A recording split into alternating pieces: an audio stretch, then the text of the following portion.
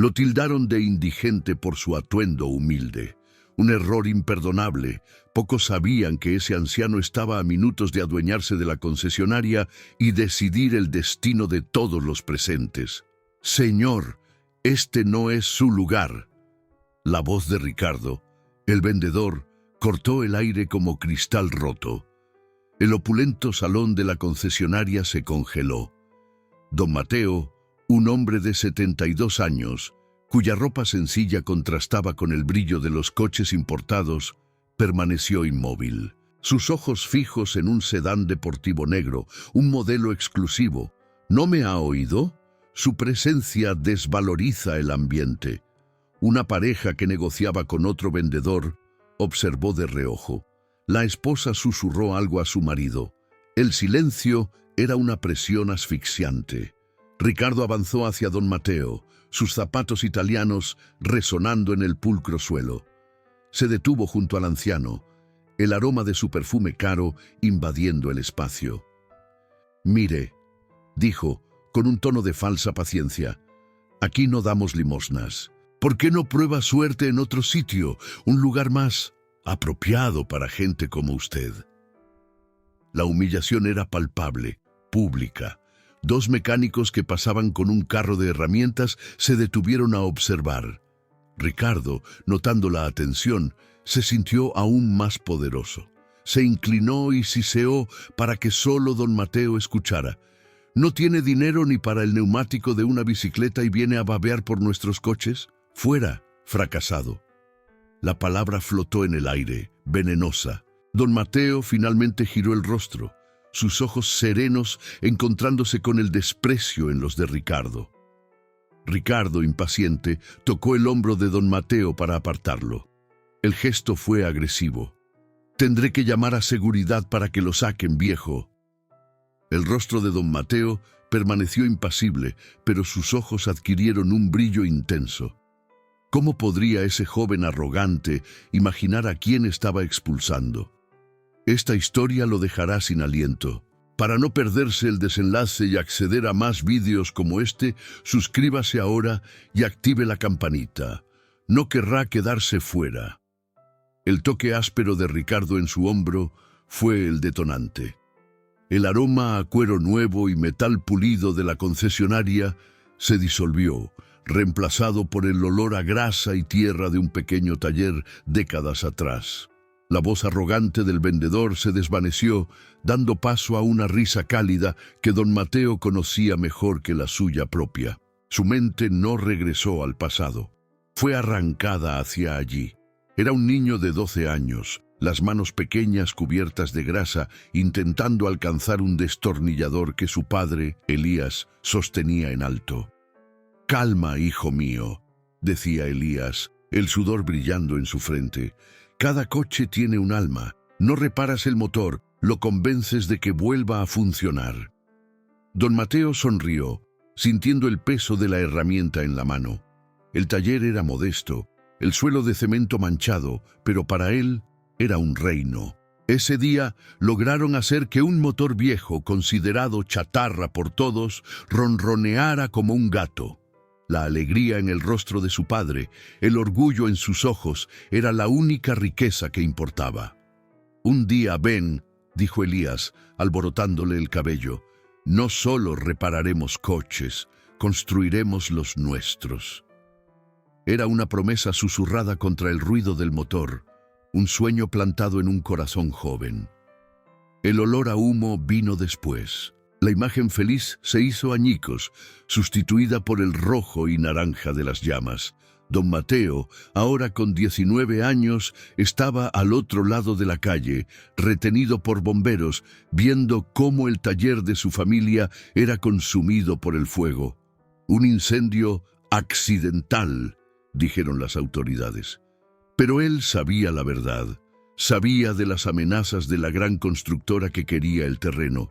Su padre estaba a su lado, el rostro inexpresivo, viendo el trabajo de toda una vida convertirse en cenizas. Esa mirada vacía fue peor que las llamas. Fue la imagen de la derrota, de la injusticia que aplasta al hombre humilde. Elías nunca volvió a ser el mismo. Su alma, como la de los coches que tanto amaba, pareció dejar de funcionar ese día. Años después, don Mateo estaba en una sala de reuniones fría e impersonal.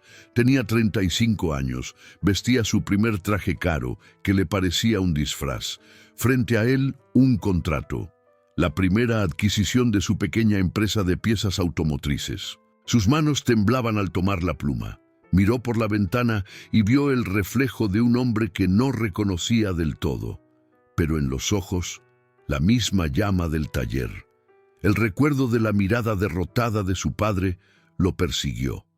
En ese momento, no firmó el papel solo con tinta, lo firmó con una promesa silenciosa. No solo vencería, construiría un imperio tan grande que ninguna fuerza en este mundo podría reducirlo a cenizas de nuevo. Se volvería inquebrantable. La voz de Ricardo lo trajo de vuelta, rasgando las décadas en un segundo. ¿Le estoy hablando a un sordo? El olor a cuero y arrogancia regresó con fuerza. El contraste entre el joven soñador, el hijo devastado, el empresario decidido y el anciano humillado en aquella tienda fue un puñetazo en el estómago. Don Mateo miró sus propias manos, las mismas que aprendieron a reparar motores, que firmaron contratos millonarios y que ahora eran vistas como las manos de un mendigo. Una calma gélida se apoderó de él. No se iría, ya no estaba allí por el coche. Apartándose de Ricardo, don Mateo caminó lentamente hacia un vendedor más joven y de aspecto nervioso que estaba parado cerca de una mesa de caoba.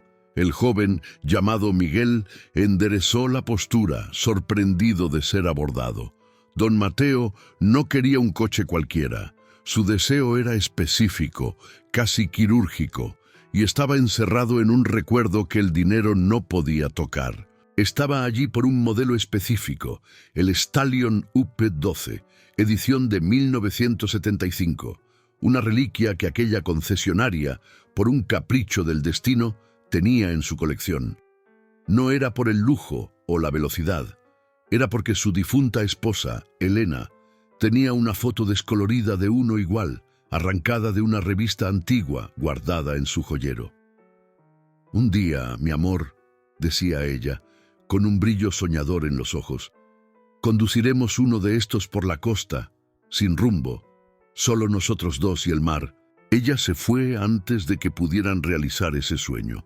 Ahora el coche estaba allí, a pocos metros, una oportunidad de tocar un fragmento de aquel sueño perdido.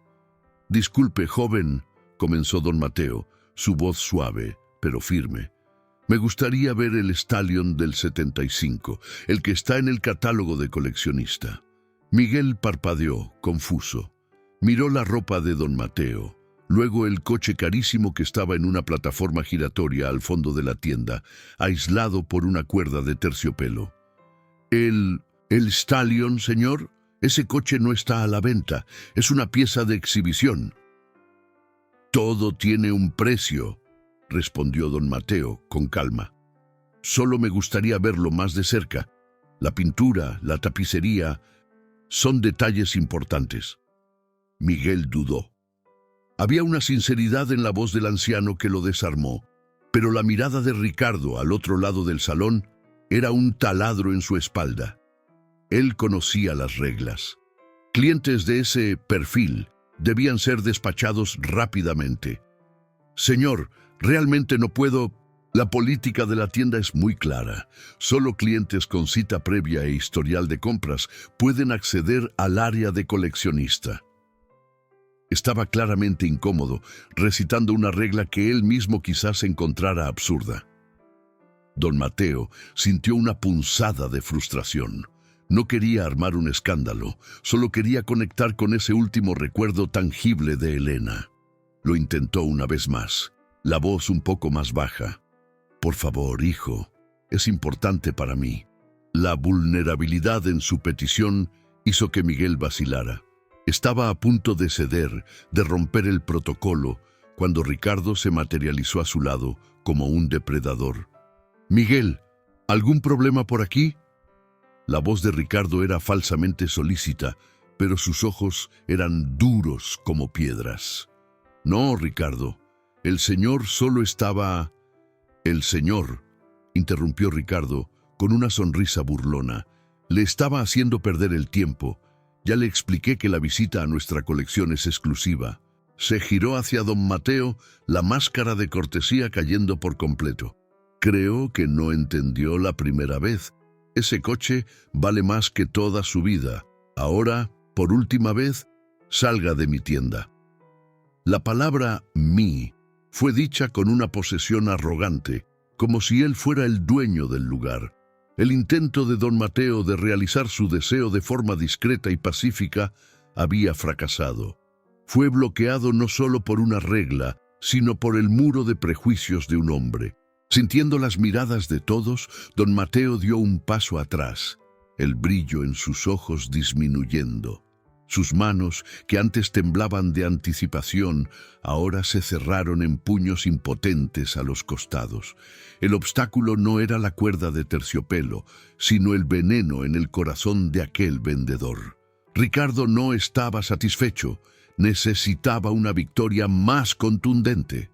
«¡Gerente!», llamó en voz alta, haciendo que el hombre de mediana edad saliera de su oficina de cristal al fondo de la tienda. El gerente, señor Ortega, era un hombre cuya columna vertebral parecía haber sido reemplazada por gelatina. Vivía para complacer a los clientes ricos y temía cualquier tipo de conflicto que pudiera empañar la reputación impecable de la concesionaria. Se acercó, el rostro una máscara de preocupación. «¿Qué está pasando, Ricardo?» «Este individuo», dijo Ricardo señalando a don Mateo con desdén, «se niega a irse y está molestando al personal y a los clientes. Ya le pedí con educación, pero insiste en quedarse». La mentira fue tan descarada que Miguel retrocedió un paso conmocionado. Señor Ortega ni siquiera miró a don Mateo. Se dirigió directamente a Ricardo, su mejor vendedor, el hombre que traía las mayores ganancias. «Resuelva esto, Ricardo, no quiero problemas». Luego se giró hacia don Mateo y por primera vez lo encaró. Su mirada recorrió su ropa, sus zapatos, su rostro, y el juicio fue instantáneo y definitivo. «Señor, le pido que se retire inmediatamente. Esta es propiedad privada. Si no se va por su propia voluntad, me veré obligado a llamar a la policía». No hubo pregunta, no hubo intento de entender. Fue una orden. Una expulsión basada en un informe de 30 segundos de un empleado arrogante. La derrota de don Mateo fue sellada por la cobardía del sistema. No era un cliente, no era una persona, era un problema a ser eliminado. La puerta de la esperanza, que él había intentado abrir con amabilidad, fue golpeada en su rostro con la fuerza de la autoridad institucional. Se sintió pequeño, invisible, exactamente como se sintió décadas atrás, viendo el humo subir de los escombros del sueño de su padre. Por un largo y doloroso momento, don Mateo dudó.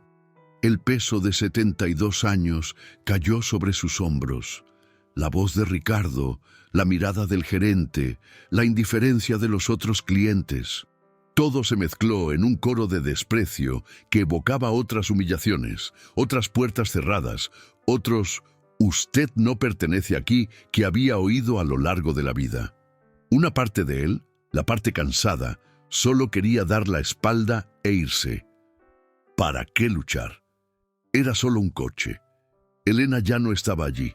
El sueño estaba muerto, como ella. Quizás Ricardo tenía razón.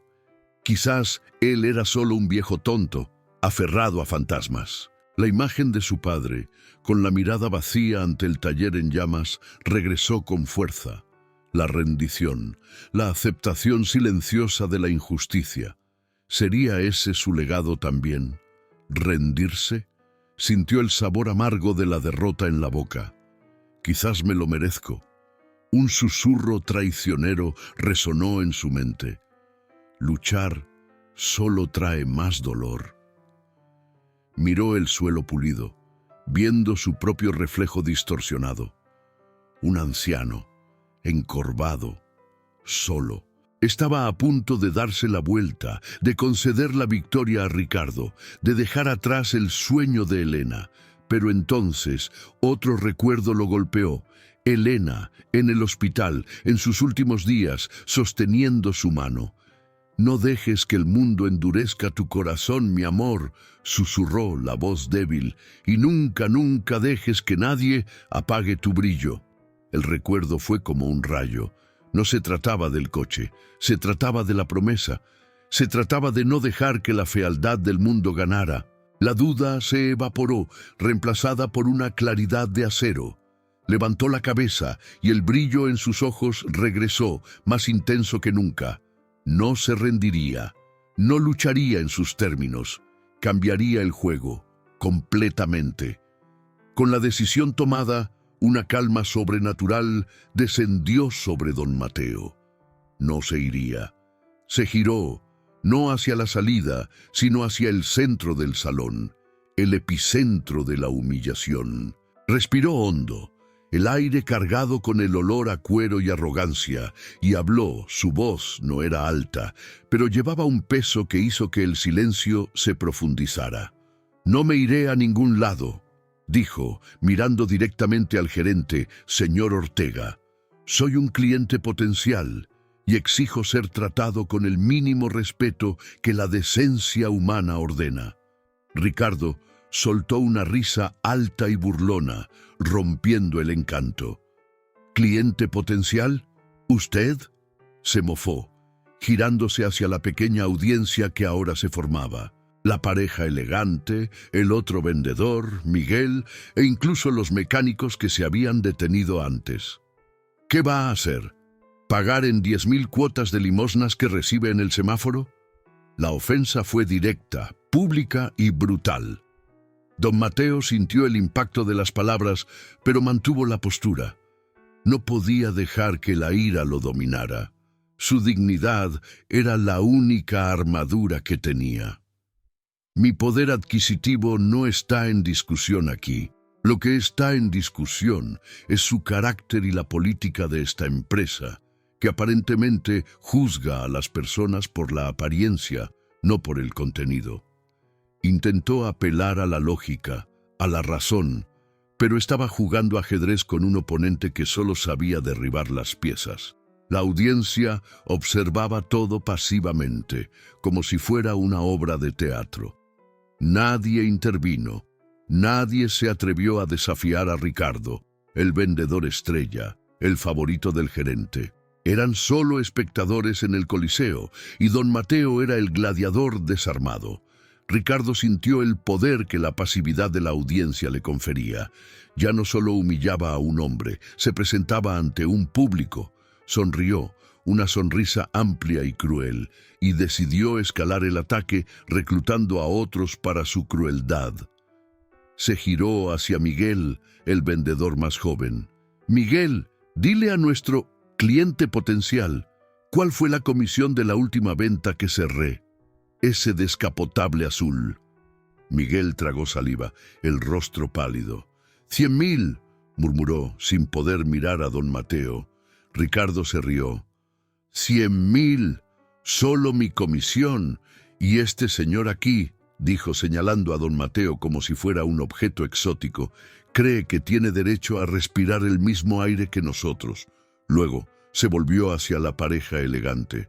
«Disculpen las molestias. Algunas personas simplemente no entienden su lugar en el mundo, ¿verdad?». El marido, queriendo mostrarse alineado con el vendedor de coches de lujo, forzó una sonrisa y asintió.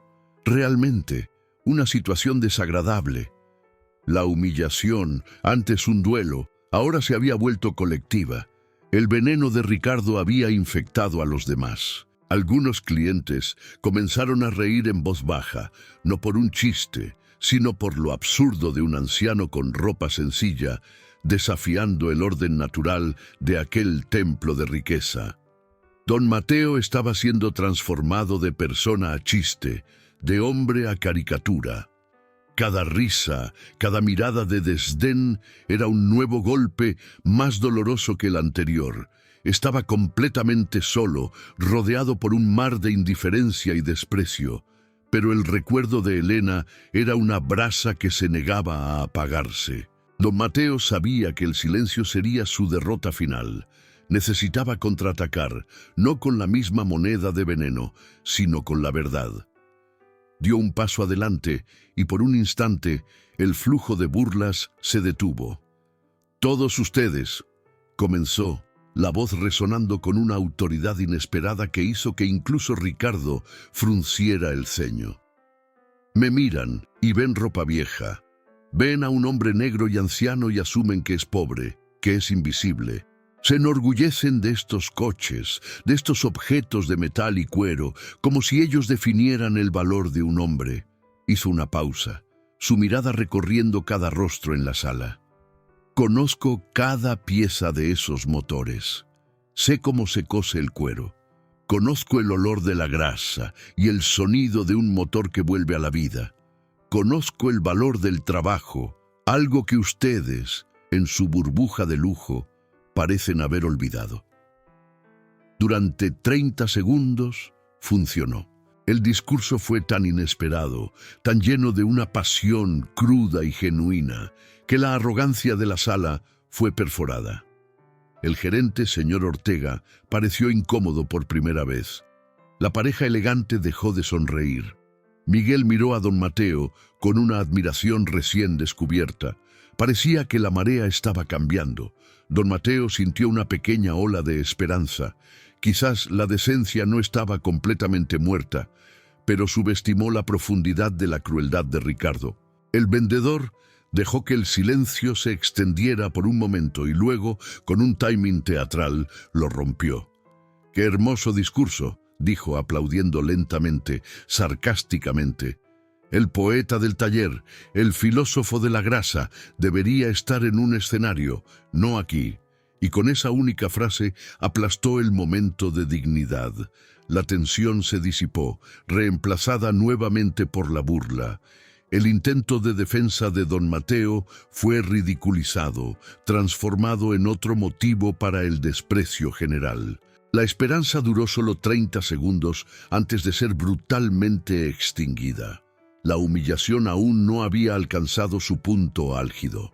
Ricardo, ahora en un frenesí de poder, caminó hasta la plataforma donde estaba el Stallion UP12, el coche que don Mateo había venido a ver. Tomó la cuerda de terciopelo y la abrió, un gesto que antes le había negado a don Mateo. Pasó la mano por la carrocería del coche con una posesión profana. Luego se giró hacia don Mateo, el rostro contraído en una sonrisa victoriosa y perversa. «¿Quieres saber qué veo cuando lo miro?», preguntó, la voz alta para que todos oyeran. «No veo a un hombre de trabajo, no veo a un filósofo. Veo la suciedad debajo de mi uña, veo el polvo que limpio de mi zapato de $2,000. Hizo una pausa dramática, saboreando cada palabra.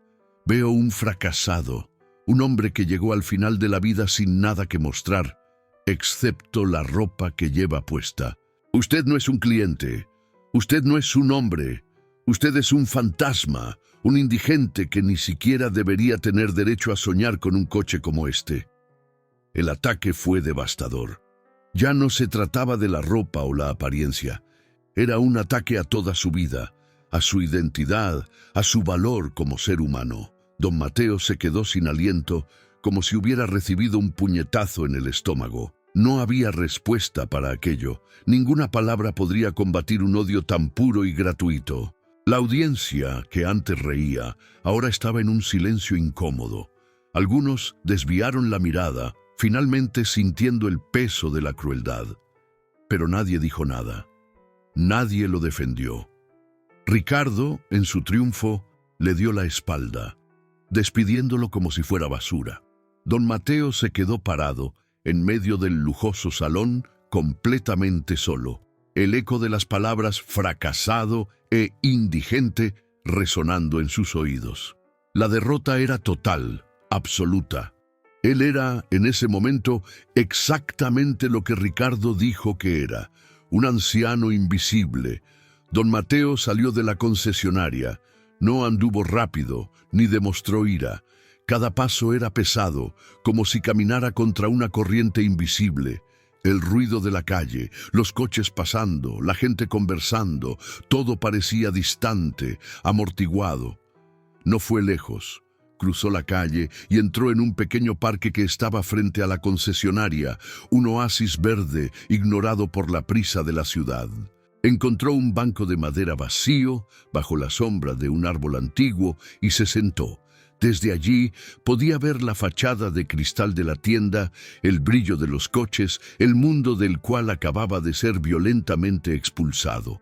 La adrenalina de la confrontación se disipó, dejando atrás un vacío frío y doloroso.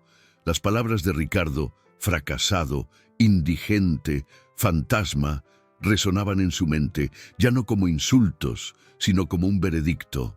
Miró sus propias manos, las mismas que construyeron un imperio desde cero, y por primera vez en décadas las vio como Ricardo las describió. Las manos de un anciano, manchadas por el tiempo, inútiles. La humillación lo había vaciado. La tristeza por Elena, la ira por la injusticia, la determinación de luchar, todo se disolvió en una profunda extenuación, una fatiga del alma. Pensó en rendirse. Pensó en llamar a su chofer, ir a casa, tomar un whisky y olvidar ese día, olvidar el coche, olvidar el sueño de Elena. ¿Para qué? Luchar solo lo exponía a más dolor, a más humillación. Quizás era hora de aceptar que el mundo era así, cruel y superficial. Aceptar su lugar como un anciano invisible. Cerró los ojos sintiendo el peso de la derrota. Estaba acabado. Entonces, en su bolsillo, sintió un pequeño bulto, metió la mano y sacó su cartera. No la cartera de cuero italiano que usaba para reuniones, sino la antigua, gastada, que llevaba por costumbre. Dentro de ella, detrás de un plástico amarillento, había una foto. Una foto 3x4 de Elena, tomada cuando eran jóvenes. Su sonrisa capturada para siempre, llena de vida y de una fe inquebrantable en él. Junto a la foto, doblado en 4, un pequeño trozo de papel. Era un recorte de periódico de casi 50 años atrás, anunciando la apertura de su primera, minúscula, empresa de piezas. Motores Mateo, la fuerza que mueve el futuro, decía el titular amateur que él mismo había escrito. Mirar esos dos artefactos, la sonrisa de Elena y la promesa de su propio futuro, fue como un desfibrilador en su corazón. Esos eran los pilares de su vida: el amor y el trabajo, la inspiración y la transpiración. Ricardo no había insultado solo a un anciano. Había escupido en la memoria de Elena, en el sueño de su padre, en cada gota de sudor que don Mateo derramó para convertirse en quien era. La extenuación se transformó en una furia fría y cristalina. Ya no se trataba de él, se trataba de defender todo lo que había construido y todo lo que había amado. No se iría a casa, no lo olvidaría. Tomó el teléfono móvil, las manos ahora firmes, y marcó un número. «Andrés», dijo, la voz baja pero vibrando con una nueva y terrible intensidad. «Te necesito, ahora, y necesito que traigas todo sobre Luxus Motors». Andrés, su joven y brillante asistente, llegó en menos de 15 minutos. Encontró a don Mateo en el mismo banco del parque, pero el hombre que lo esperaba no era el mismo de antes.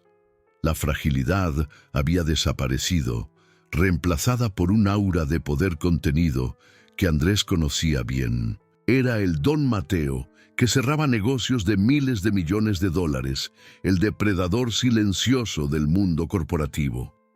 «Señor, ¿qué pasó?», preguntó Andrés, notando la ubicación inusual del encuentro frente a la concesionaria. Don Mateo no respondió directamente. Solo señaló con la cabeza hacia la tienda.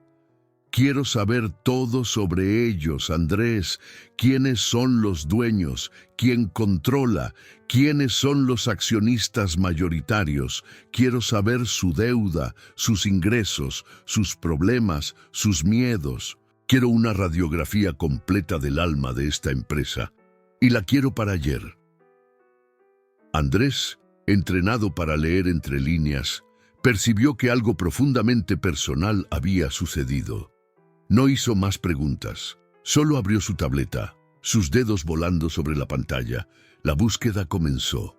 En pocos minutos apareció el primer archivo, un informe trimestral para inversores. Andrés comenzó a leer los datos en voz alta, y con cada palabra una pequeña sonrisa comenzó a formarse en los labios de don Mateo.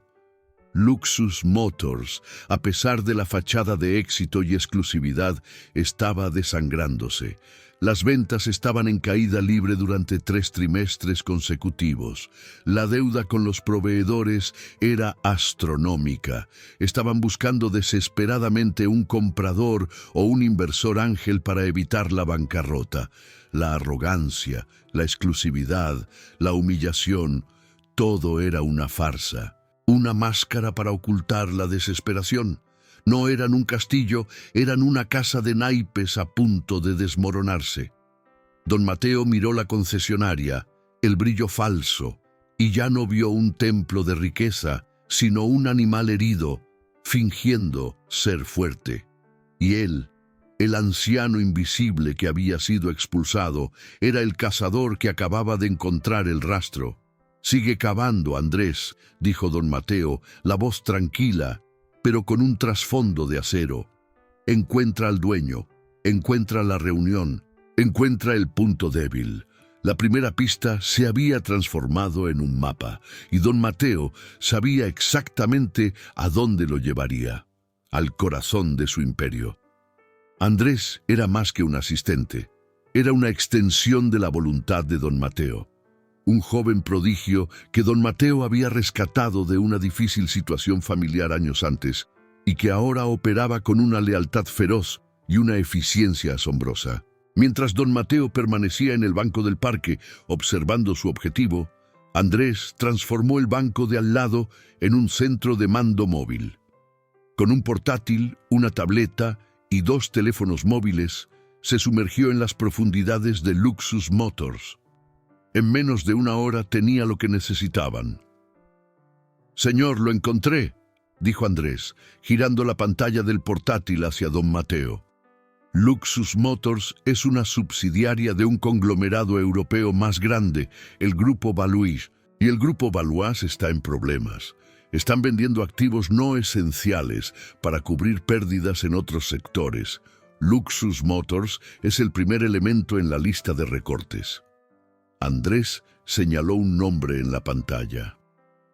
El CEO del Grupo Balois, un hombre llamado Jean-Pierre Dubois, está en pánico. Necesita vender Luxus Motors en las próximas semanas o la Junta lo destituirá. La llegada de Andrés con esa información fue como la caballería apareciendo en el horizonte. No solo trajo datos, trajo armas. Era el aliado perfecto, rápido, preciso y totalmente dedicado a la causa. Miró a don Mateo, viendo el dolor detrás de la máscara de calma, y su voz se volvió más firme. «Señor, lo que le hicieron fue inaceptable. Dígame qué quiere hacer. Podemos exponerlos en los medios, demandarlos, o podemos destruirlos financieramente». Don Mateo miró el rostro joven y determinado de Andrés, y sintió una oleada de gratitud. «Ninguna de las opciones, Andrés», dijo. «Vamos a comprarlos». Andrés no parpadeó, solo asintió. «Considérelo hecho. Vamos a por ellos».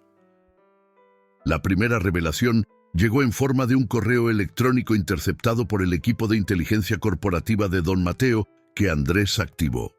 El correo electrónico era de Jean-Pierre Dubois para la Junta del Grupo Balois, fechado la noche anterior. En él, Dubois detallaba una oferta de adquisición hostil que habían recibido de un conglomerado rival. La oferta era baja, casi un insulto, pero Dubois estaba considerando aceptarla.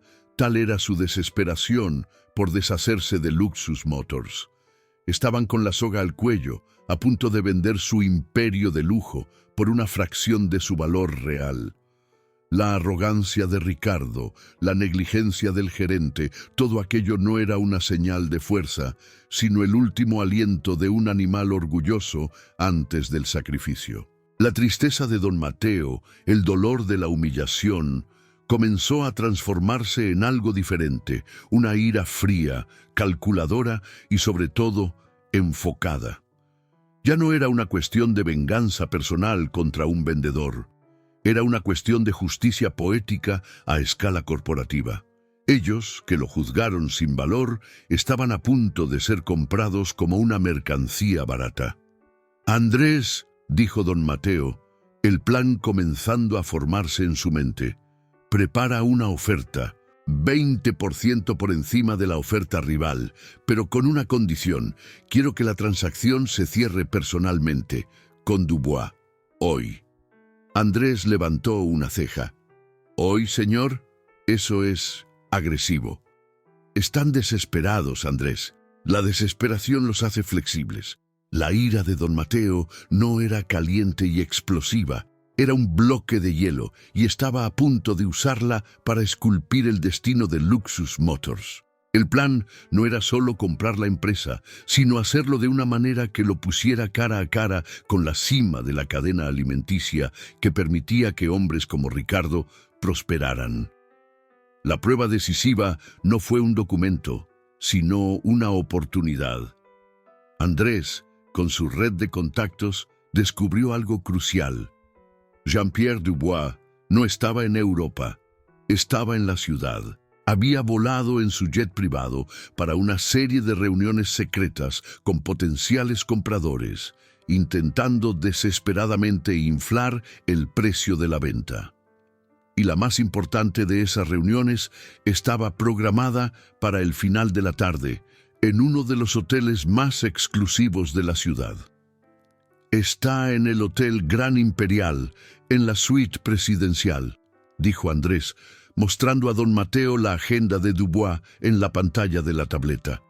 «La reunión es con los representantes del conglomerado rival. Si queremos actuar tiene que ser ahora. Podemos interceptarlo antes o después de la reunión».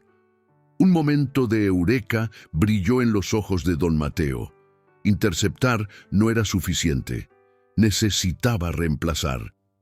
«Andrés, llama al hotel. Di que eres el asistente del señor Dubois y que la reunión ha sido cancelada por una emergencia.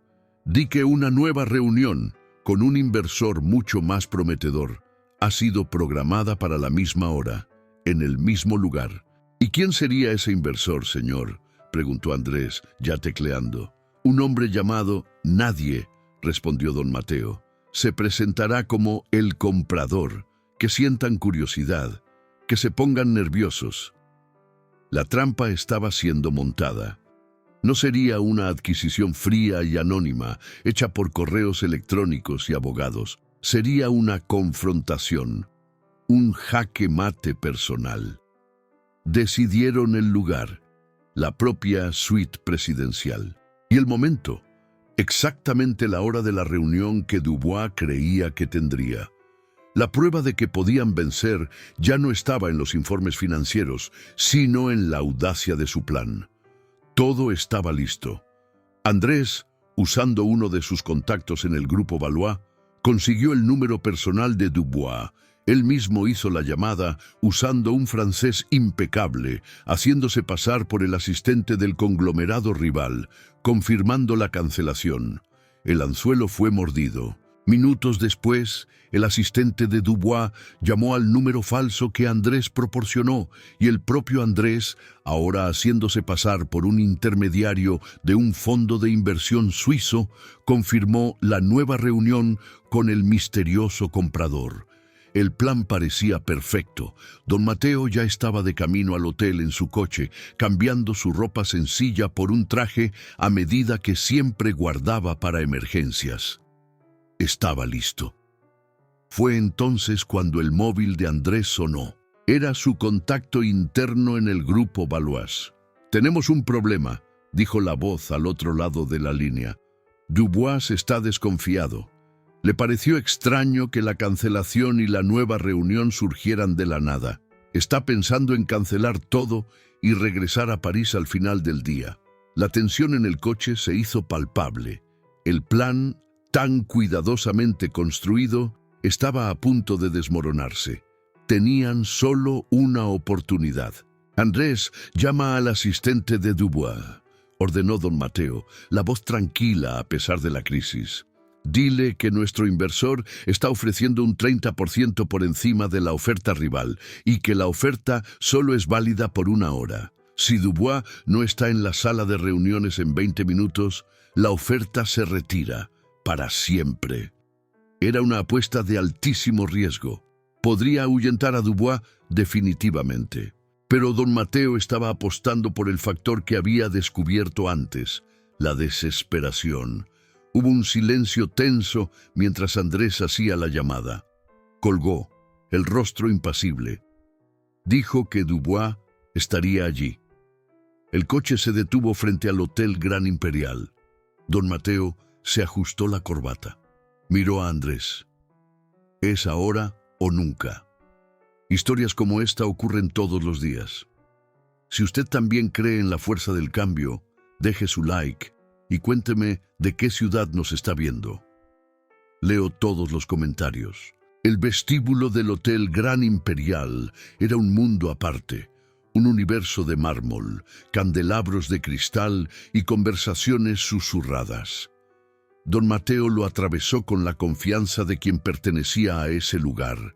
El traje oscuro y perfectamente cortado sirviendo como armadura y disfraz.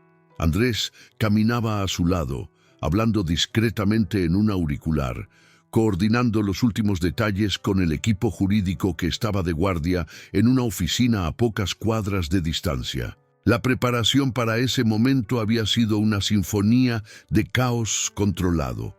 En menos de 1 hora, el equipo de don Mateo había preparado una oferta de adquisición formal, transferido los fondos necesarios a una cuenta de garantía y redactado un contrato preliminar que era al mismo tiempo irresistible e implacable.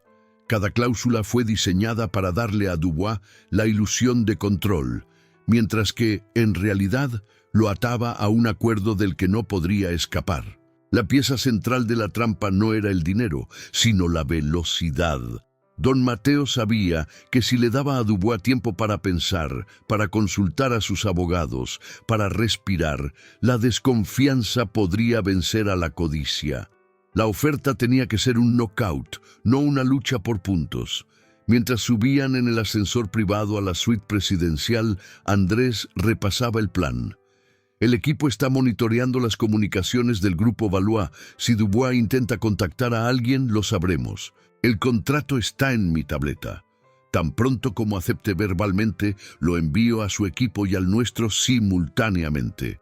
A partir de ahí, cada segundo de su vacilación costará millones en intereses. Don Mateo no estaba escuchando los detalles. Estaba ensayando la confrontación en su mente, no la confrontación con Dubois, sino la confrontación con Ricardo. La escena en la concesionaria se repetía en su cabeza, cada insulto, cada risa, cada mirada de desprecio. Ese recuerdo era el combustible. No estaba allí para hacer un negocio, estaba allí para ajustar cuentas. El momento perfecto no sería en la sala de reuniones de un hotel de lujo. El escenario final tendría que ser otro, tendría que ser en el lugar donde todo comenzó. El ascensor se detuvo con un sonido suave. La puerta se abrió, revelando un pasillo silencioso y opulento. Al final del pasillo, una doble puerta de madera oscura. La suite presidencial. Era la hora del espectáculo. Estaban a pocos pasos de la puerta cuando el móvil de Andrés vibró. Un mensaje de su equipo. Lo leyó y su rostro se tensó. «Señor, tenemos un problema, un gran problema». Don Mateo se detuvo, el corazón latiéndole un poco más rápido. «¿Qué pasó?» «Es Dubois. No está solo. Los representantes del conglomerado rival, la Omnicorp, están con él. Aparentemente, nuestro farol sobre la cancelación no funcionó del todo. Dubois los llamó de vuelta y decidió hacer una subasta informal. Nos va a poner unos contra otros en la misma sala. El plan, basado en la exclusividad y la presión del tiempo, acababa de ser dinamitado. Ahora ya no era una emboscada, era una batalla abierta. Don Mateo tendría que enfrentarse no solo a Dubois, sino también a un competidor agresivo. Por un momento, la duda surgió. Sería más prudente retroceder, reagruparse, atacar de otra forma. Pero retroceder no era una opción. Miró la puerta de la suite. La ira fría que lo había guiado hasta allí se intensificó. Mejor aún, dijo don Mateo, un brillo peligroso en los ojos. Una subasta. Genial. Me encantan las subastas. Significa que el ganador se lleva todo, al instante. La improvisación sería la clave. El último obstáculo no lo hizo retroceder, solo cambió el campo de batalla. Andrés, captando la señal de su jefe, se recompuso al instante. Entendido, señor. Notificaré al equipo para que prepare fondos adicionales, si es necesario. No será, dijo don Mateo. No vamos a ganar con dinero, vamos a ganar con psicología. Respiró hondo, la imagen del rostro arrogante de Ricardo solidificándose en su mente. Ya no estaba comprando una empresa, estaba comprando un arma. Sin dudarlo, caminó hasta la doble puerta y, sin llamar, la abrió. La escena dentro era exactamente como Andrés había descrito.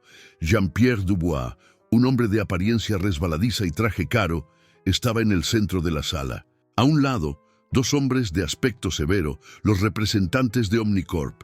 Todos se giraron, sorprendidos por la entrada abrupta. Don Mateo entró en la sala, seguido por Andrés. El silencio era eléctrico. «Monsieur Dubois», dijo don Mateo, su voz tranquila llenando la sala. «Soy el comprador, y he oído que usted tiene algo que me pertenece». La victoria en la suite del hotel fue rápida y brutal. Ante la oferta abrumadora y la confianza inquebrantable de don Mateo, Omnicorp retrocedió, y Dubois, viendo una tabla de salvación dorada, la agarró con ambas manos. El contrato se firmó electrónicamente antes de que cayera la noche. Don Mateo era oficialmente el nuevo dueño del Grupo Valois y por extensión de Luxus Motors. Pero la verdadera batalla, el clímax de su viaje, aún no había ocurrido. No quería una victoria silenciosa en los pasillos del poder. Quería un ajuste de cuentas público, en el mismo escenario donde había sido humillado. Al día siguiente, la noticia de la adquisición aún no se había hecho pública. Para el mundo, y lo que es más importante, para la concesionaria, era solo otro día de trabajo. Fue entonces cuando Jean-Pierre Dubois, siguiendo las sugerencias de su nuevo jefe, anunció una visita sorpresa a la sucursal principal para evaluar las operaciones. El pánico se apoderó. Señor Ortega, el gerente, corría de un lado a otro, asegurándose de que todo estuviera impecable, y en el centro de todo estaba Ricardo. Viendo la visita del CEO como una oportunidad de oro para destacarse, se posicionó en primera línea. Cuando Dubois llegó, acompañado por una comitiva, Ricardo fue el primero en estrecharle la mano. «Monsieur Dubois, qué honor. Sea bienvenido a nuestra casa. Soy Ricardo, el líder de ventas. Le aseguro que encontrará todo en perfecto orden». Dubois, interpretando su papel, sonrió. «Ricardo, he oído hablar de usted, el hombre que mantiene los estándares elevados». Sintiendo un gran orgullo, Ricardo infló el pecho. Lanzó una mirada arrogante a los otros empleados, incluido Miguel, que observaba todo con aprensión. «Es mi filosofía, monsieur», discursó Ricardo, en voz alta para que todos oyeran. «La exclusividad es el alma de nuestro negocio. No podemos permitir que nuestra marca se diluya. Es necesario tener un filtro riguroso. Es necesario saber quién pertenece a este mundo y quién solo está mirando el escaparate». Hizo una pausa, saboreando sus propias palabras. «Algunos pueden llamarlo arrogancia. Yo lo llamo protección de la marca. Si dejamos entrar a cualquiera, perdemos nuestro valor. Mi trabajo es asegurar que solo clientes de verdad, clientes que entienden y merecen el lujo, crucen nuestras puertas. El resto es solo paisaje. Su arrogante defensa de su propia filosofía de prejuicio fue un espectáculo de autocelebración. Estaba en la cima de su poder, discursando para el CEO, seguro de que sus palabras eran música para los oídos de la alta dirección. No podría estar más equivocado. Fue en ese preciso instante cuando la puerta principal de la concesionaria se abrió. Don Mateo entró.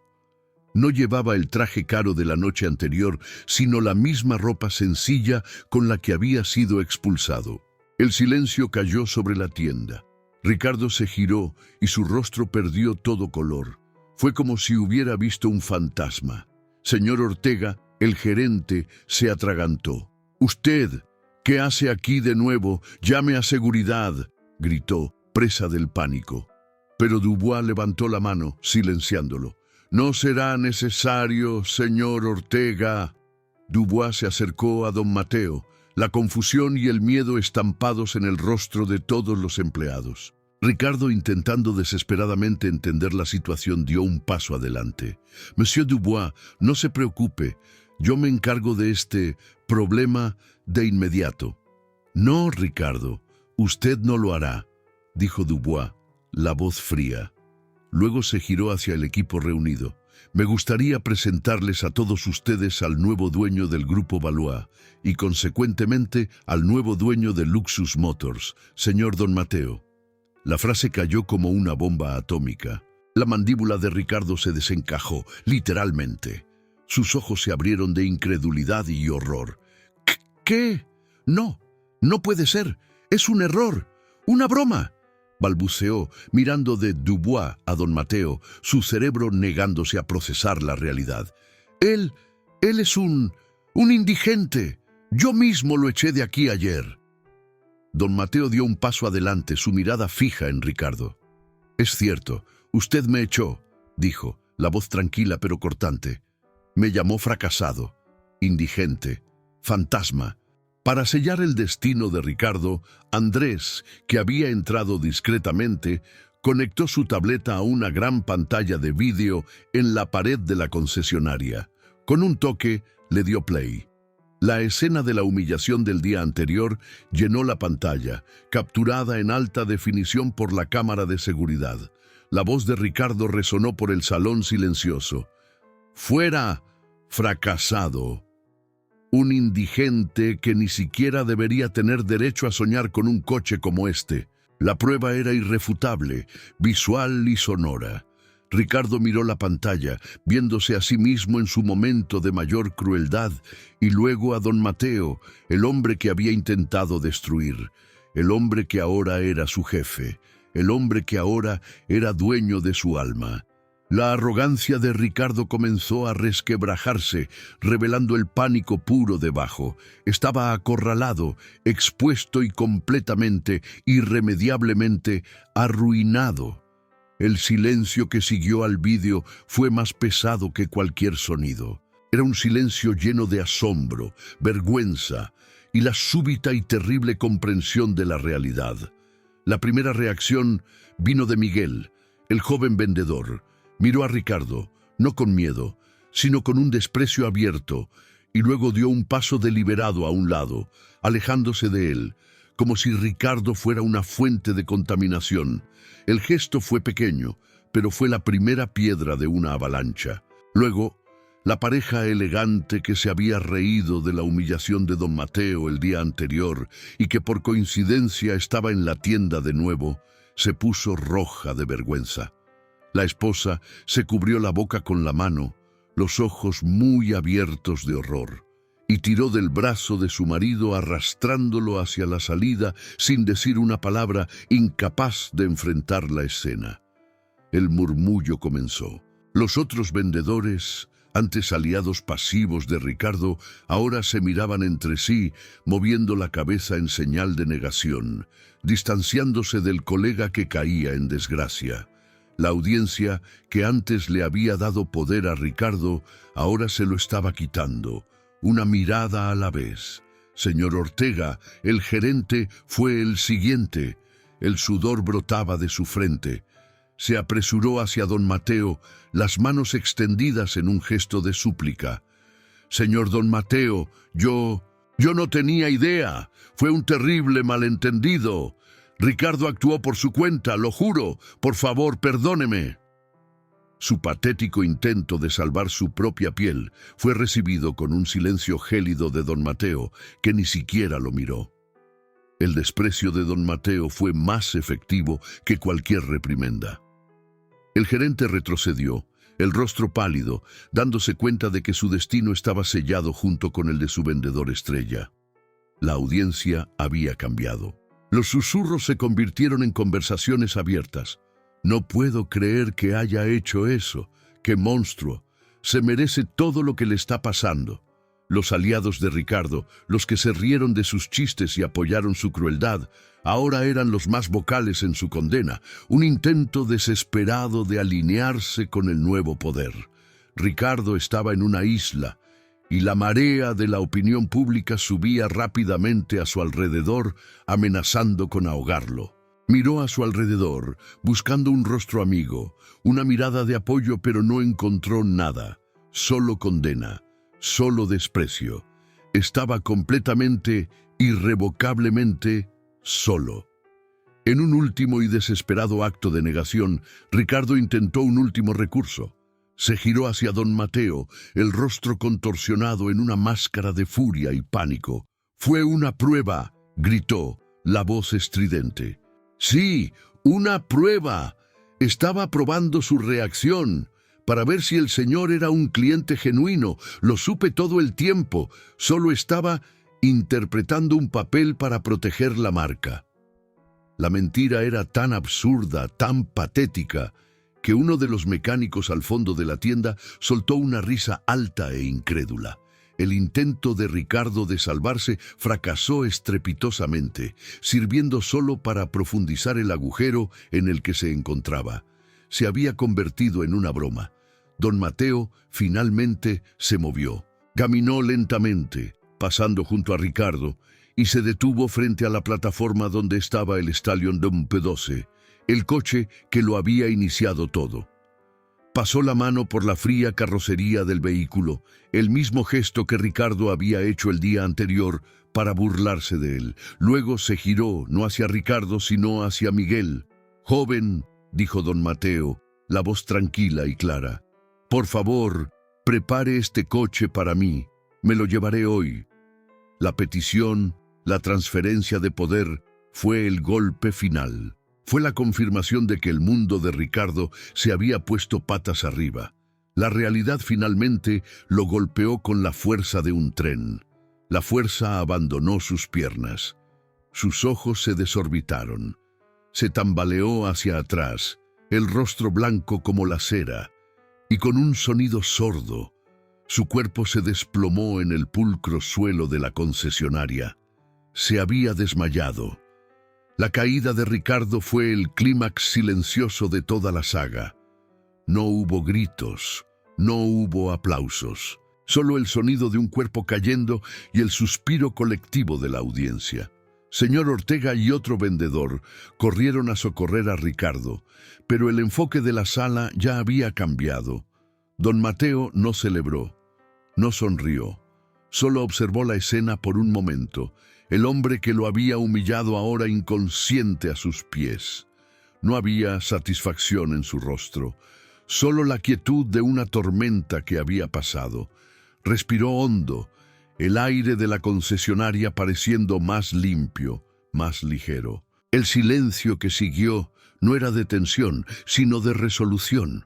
Era el silencio postbatalla, donde los escombros aún están en el suelo, pero la guerra ha terminado. La justicia, en su forma más poética y brutal, había sido hecha. Mientras los paramédicos colocaban a un Ricardo pálido y semiconsciente en una camilla, don Mateo permaneció junto al Stallion P12, observando la escena con una distancia emocional. La gran explosión del clímax había pasado, dejando atrás una quietud extraña, el tipo de silencio que se instala después de una tormenta violenta. Miguel, el joven vendedor, se acercó tímidamente, sosteniendo las llaves del coche como si fueran un artefacto sagrado. «Señor Don Mateo, el coche está listo y... solo quería decir gracias». Don Mateo se giró hacia él, y por primera vez ese día, un rastro de calidez apareció en sus ojos. Tomó las llaves. «No tienes que agradecerme, hijo. Solo sigue siendo el hombre que eres. Trata a todos los que crucen esa puerta como te gustaría ser tratado. Esa será la nueva política de la empresa». Andrés se acercó, la tableta ya guardada, el modo de batalla desactivado. «Señor Ortega fue despedido, y me tomé la libertad de nombrar a Miguel como el nuevo gerente interino de la sucursal», dijo, con una leve sonrisa. Don Mateo asintió, una aprobación silenciosa. No necesitaba dar la orden. Andrés ya sabía qué hacer. Sin una palabra más, don Mateo caminó hacia la salida. Pasó junto a la camilla donde Ricardo estaba siendo llevado. Sus miradas se cruzaron por una fracción de segundo. En los ojos de Ricardo había una mezcla de miedo, odio y súplica. En los de don Mateo no había nada, solo el vacío de un capítulo cerrado. Salió de la concesionaria y entró en el aire fresco de la tarde, dejando atrás el caos y la destrucción de un pequeño imperio personal. No miró hacia atrás. La victoria no le trajo una alegría exultante, sino una sensación de paz, de un equilibrio que había sido restaurado. El mundo estaba, una vez más, en su debido lugar. Días después, el contraste entre las dos realidades era flagrante. Una escena rápida, casi un flash. Ricardo, vistiendo ropa arrugada en una fila de una agencia de empleo. Su rostro, antes arrogante y confiado, ahora estaba marcado por la ansiedad y la desesperación. Era solo uno más en la multitud, invisible, anónimo, un fantasma en el mundo que antes dominaba. La caída había sido tan rápida como brutal. No perdió solo un trabajo, perdió su identidad, la armadura de lujo que lo protegía de su propia insignificancia. En un contraste deliberado, la escena cambia a la oficina de don Mateo. No la oficina principal de su vasto imperio, sino un garaje espacioso e impecablemente limpio que él llamaba santuario. El Stallion Vito 12 de 1975 estaba estacionado en el centro, pulido y brillante bajo las luces. Don Mateo no estaba admirando el coche. Tenía las manos sucias de grasa, ajustando el carburador, el suave sonido de sus herramientas resonando en el espacio silencioso. No estaba reparando el coche por necesidad, lo estaba haciendo por amor, el mismo amor que sentía cuando era un niño en el taller de su padre. Miguel, el nuevo gerente, estaba a su lado, observando con admiración. Don Mateo lo había invitado para mostrarle el alma de un coche. «Nunca lo olvides, Miguel», dijo don Mateo, sin quitar los ojos del motor. «Las personas que compran nuestros coches no están comprando metal y cuero, están comprando un sueño. Nuestro trabajo es respetar ese sueño, sin importar quién sea el soñador». En ese momento, don Mateo no era el multimillonario que aplastó a un enemigo. Era el mentor, el maestro, el guardián del legado de su padre, transmitiendo sus valores a la próxima generación. El cambio en su vida no era sobre la adquisición de otra empresa, sino sobre la reafirmación de sus propios principios. Una semana después, don Mateo condujo el Stallion por primera vez. No fue a la costa, como había soñado con Elena. En cambio, condujo hasta un cementerio tranquilo y arbolado. Estacionó el coche y caminó hasta una lápida de mármol sencilla donde se leía «Elena, mi eterno amanecer». No llevó flores. En cambio, colocó la llave del Stallion sobre la fría piedra. «Lo logramos, mi amor», susurró al viento. «Tardó un poco, pero aquí estamos». Mientras estaba allí, en silencio, un joven se le acercó. Era uno de los jardineros del cementerio, un muchacho de apariencia humilde, con la ropa sucia de tierra. «Disculpe, señor», dijo el joven vacilante. «Lamento molestarlo, pero... ¡qué coche tan hermoso! Es un Stallion 75, ¿verdad? Mi abuelo tenía uno. Decía que era como conducir un pedazo de cielo». Don Mateo se giró y miró al joven. Vio la misma pasión en sus ojos que él mismo sentía. El don Mateo de una semana atrás, herido e irritado, quizás lo habría ignorado.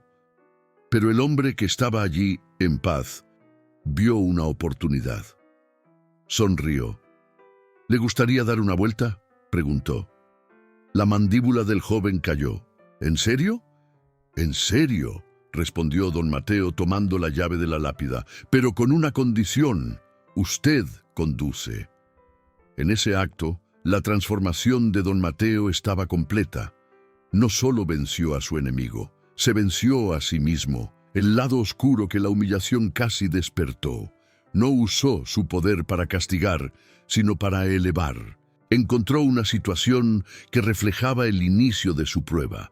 Un hombre de estatus siendo abordado por alguien de posición inferior por un coche, y actuó con la compasión y la generosidad que Ricardo jamás conocería. Al entregar las llaves al joven jardinero, no solo compartía un coche, compartía un sueño, y al hacerlo, finalmente realizó el suyo. La historia de don Mateo y Ricardo es un poderoso recordatorio de que el verdadero valor de una persona nunca puede medirse por su ropa, su cuenta bancaria o la opinión de los demás. Se mide por el carácter, la resiliencia y la dignidad con la que enfrentamos las tormentas de la vida. Don Mateo no ganó solo porque era multimillonario. Ganó porque, incluso en lo más profundo de la humillación, se negó a permitir que la oscuridad de los demás apagara su propia luz. Recordó quién era, lo que construyó y, lo más importante, el amor que lo inspiró. Su victoria no fue la compra de una empresa, sino la reafirmación de su humanidad. Esta historia nos hace reflexionar. ¿Cuántas veces juzgamos un libro por su portada? ¿Cuántas veces permitimos que el prejuicio, nuestro o de otros, dicte el valor de alguien? ¿Y cuántas veces olvidamos que detrás de cada rostro existe una historia, un viaje de luchas y triunfos que no podemos ver? La venganza de don Mateo no fue solo destruir a Ricardo. Fue probar que la bondad y el respeto son al final las monedas más valiosas. No solo compró la empresa, la transformó, plantando semillas de empatía donde antes solo había arrogancia. Si esta historia le ha conmovido, si cree que el respeto siempre debe primar sobre el estatus, le pido que se una a nuestra comunidad. Queremos crear un espacio donde historias como esta puedan ser contadas y celebradas. Un lugar para recordarnos el poder de la dignidad humana. Comente con la palabra respeto si está de acuerdo en que esta es la lección más importante de este viaje.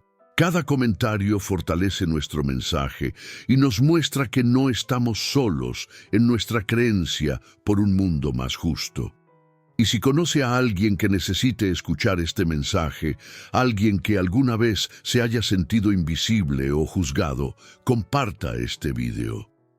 A veces, una historia es todo lo que necesitamos para reavivar nuestra fuerza interior. Finalmente, para no perderse ninguna de nuestras próximas historias, que prometen ser tan impactantes como esta, suscríbase al canal y active la campanita de notificaciones. Al hacerlo, no solo se convierte en un espectador, se convierte en parte de un movimiento que cree que toda persona, sin importar su apariencia, merece que su historia sea escuchada y su valor reconocido. Únase a nosotros. Difundamos este mensaje juntos.